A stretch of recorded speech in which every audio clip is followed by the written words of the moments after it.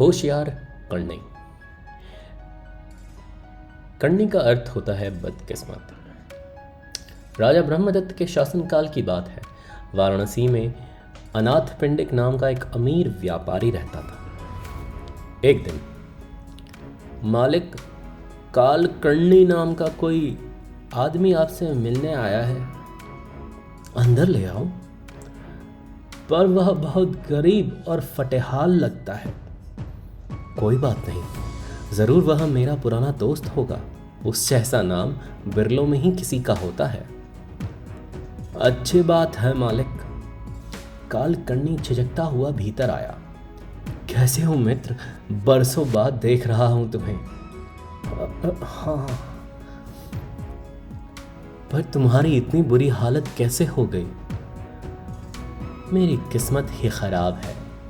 माँ बाप ने शायद मेरा नाम सोच समझ कर रखा था। मैं सचमुच बस किस्मत हूं।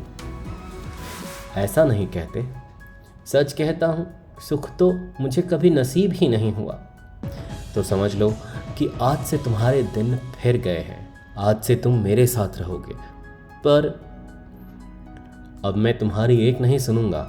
आखिर तुम जैसे मित्र को मैं कैसे भुला सकता हूं? हाँ, गुरुकुल में जो हमने समय साथ बिताया वह मेरी जिंदगी का सबसे खुशहाल समय था। यहाँ पर मेरा बड़ा व्यापार है। मुझे अपनी मदद के लिए तुम जैसे भरोसेमंद मित्र की जरूरत है। अगर मैं किसी काम आ सकता हूं तो मैं यहीं रहूंगा। कालकर्णी अनाथ पिंडिक के काम में मदद करने लगा। उसके साथ परिवार के सदस्य की तरह ही व्यवहार होता। कालकर्णी, भाई भोजन ठंडा हो रहा है। अनाथ पिंडिक उसे प्यार से कर्णी कहता था। कर्णी, इन मोहरों को संभाल कर रख दो। अनाथ पिंडिक के व्यापारी दोस्तों को यह बात खलने लगी।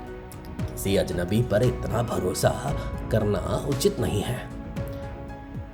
वह कोई अजनबी नहीं, मेरे बचपन का मित्र है। पर तुम मुझसे सालों बाद मिले हो, और इसका नाम भी तो कितना मनहूस है, कालकर्णी। बार बार उसका नाम लेने से तुम्हारे साथ कुछ अनहोनी हो सकती है। हाँ, मैं इस तरह की बातों में विश्वास नहीं करता। कहते हैं कि कोई व्यक्ति आपके साथ 7 कदम भी चल ले तो वह आपका मित्र बन जाता है। कर्णी 15 दिन से मेरे साथ है और अब तो वह हमारे परिवार का एक सदस्य बन चुका है। और फिर कालकर्णी कई वर्षों तक गुरुकुल में मेरे साथ पढ़ा है।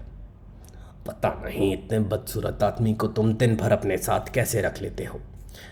उसका नाम चाहे जैसा हो, वह लाखों में एक है। अगर मैं तुम्हारी जगह होता तो जाने कब का उससे पिंड छुड़ा चुका होता। पर तुम मेरी जगह नहीं हो, और अब तो वह सदा मेरे साथ रहेगा। कुछ महीने बाद मैं गांव जा रहा हूं कुछ दिन के लिए, एक शादी में सम्मिलित होने के लिए। पर फिर तुम्हारे घर की देखरेख कौन करेगा? कालकर्णी तो है ही, यानी अपनी बहुमूल्य चीजें तुम उसके जिम्मे छोड़ जाओगे। उसके पास तो मैं अपनी जान भी गिरवी रख जाऊं। लो कालकर्णी, घर की चाबियां, घर का ख्याल रखना। बेफिक्र रहो मित्र, मैं दिन रात घर की चौकसी करूंगा।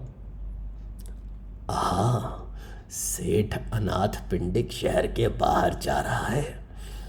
आज रात इसी के घर में सेंध लगाएंगे। संयोग से कालकर्णी को चोरों की योजना की भनक लग गई। ओह, इन हट्टे कट्टे चोरों से मैं अकेला कैसे निपटूंगा? घर के नौकर भी बूढ़े और कमजोर हैं, चोरों के सामने टिक नहीं पाएंगे।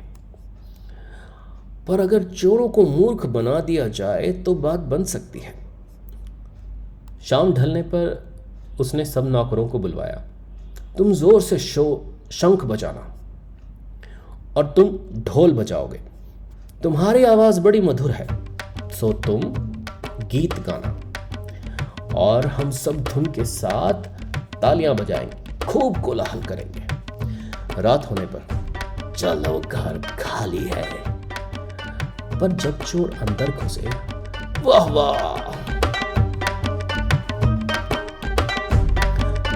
तुमने तो कहा था घर में कोई नहीं होगा, लगता है अंदर कोई समारोह चल रहा है। यहाँ तो बहुत से लोग जमा है। जरूर सेठ वापस आ गया होगा। इससे पहले कि कोई हमें देख ले, 9-11 हो जाओ। हथियारों को छोड़ो, जान प्यारी है तो भाग लो। अगले दिन सुबह देखो तो यहाँ कितने सारे हथियार पड़े हैं और ये पैरों के निशान। जरूर कुछ चोर घर में घुस आए होंगे। तभी कालकर्णी बाहर आया।